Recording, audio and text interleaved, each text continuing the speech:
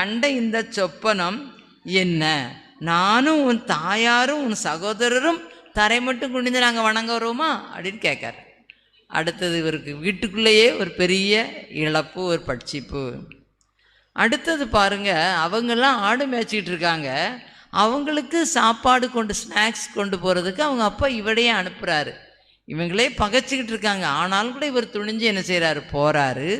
போன இடத்துல என்ன பண்ணாங்க, அதே அதிகாரத்தில் பாருங்க, போன இடத்துல என்ன பண்ணிட்டாங்க, நாம் அவனுக்கு 20ஆம் வசனம் ஒருவரை நோக்கி பேசுகிறாங்க. வரும்போதே சொப்பனக்காரன் வந்துட்டான்ப்பா, இவன் சொப்பனம் தான் பார்ப்பான், இவன் சொப்பனம்லாம் நடக்குமா, அதை நம்ம பாத்திரத்தான் போகிறோம் அப்படின்னு சொல்லி கங்கணம் கட்டிகிட்டு இருந்தாங்க. அடுத்த வசனத்தில் சொல்லப்பட்டிருக்குது, சொப்பனம் கண்டு தன் அந்த அடுத்த வசனத்தில், நான் அவனை கொன்று இந்த குழிகளில் ஒன்றில் அவனை போட்டு ஒரு துஷ்டம். அடுத்த பட்சிப்பு என்ன தெரியுமா, அவனை கொல்லணும், குழியில் தூக்கி போடணும். ஒருத்தையும் கொல்லக்கூடாதுன்னு சொல்லி குழியில் தூக்கி போட சொல்லிட்டான். அந்த குழி வெறுங்குழி, போடும்போது எத்தனை அடிப்பட்டதோ தெரியல. அது ஒரு பெரிய பட்சிப்பு. சரி, இந்த சூழ்நிலையில் அங்கே ஒரு சகோதரன் வந்தான், அவருடைய கூட பிறந்த சகோதரன். எப்பா, இவனை கொன்று அந்த இரத்தப்பழியை நம்ம ஏற்க வேண்டாம், இந்த மீதியானியரெல்லாம் வராங்க, இவங்ககிட்ட என்ன செஞ்சுருவோம், விற்று போட்டுருவோம் அப்படின்னு சொல்லி வித்தாச்சு. அது அடுத்த பட்சிப்பு. விற்று போட்டால் அவர் என்ன பண்ணார், அங்கே போய் ஒரு போத்திபார் வீட்டில் கொண்டு என்ன செஞ்சிட்டார், அவனை விற்று போட்டுட்டார். அவர் அங்கே என்ன பண்ணார், அந்த வீட்டுக்கே அவனை தான் எப்படி வச்சுருந்தாராம், அதிகாரியாக வச்சுருந்தார்.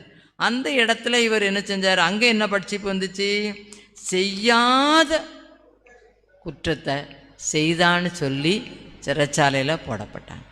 அடுத்து இதுக்கு முன்னால் பார்த்தீங்கன்னா அவருடைய வஸ்திரம் உரியப்படுது, ட்ரெஸ்ஸை கிழிச்சு தூர எடுத்துட்டாங்க.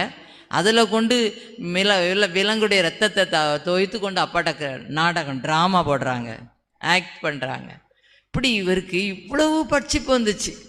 இதுதான் பட்சித்த வருஷங்களின் பலனை நான் திரும்ப உனக்கு என்ன செய்ய போகிறேன். இந்த பட்சிப்பு அவருக்கு தொடங்கின வருஷம் எத்தனாவது வருஷமா, 17வது வயது. இந்த பட்சிப்பு நிறைவேறி அவருக்கு ஆசீர்வாதம் வந்த வருஷம் எப்போமா, 30வது வயது. பாருங்கள், அது எங்கே இருக்குது, அதே ஆதியாகமத்தில் 41ஆம் அதிகாரம் 41வது அதிகாரத்தில்